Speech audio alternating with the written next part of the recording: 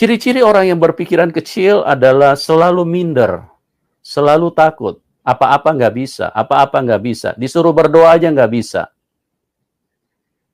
Tapi mau masuk surga, kepengenannya besar sekali.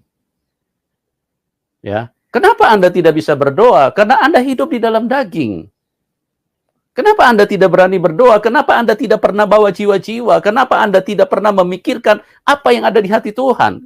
Karena pikiranmu kecil. Anda tidak berpikiran besar. Pikiran besar adalah berpikir tentang seperti apa yang Tuhan inginkan, seperti apa yang ada di dalam pikiran Kristus. Adalah dia turun ke dalam dunia untuk apa?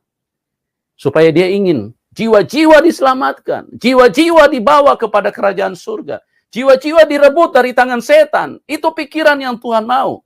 Berpikiran seperti pikiran Kristus, berpikiran seperti apa yang Tuhan mau, berpikiran besar.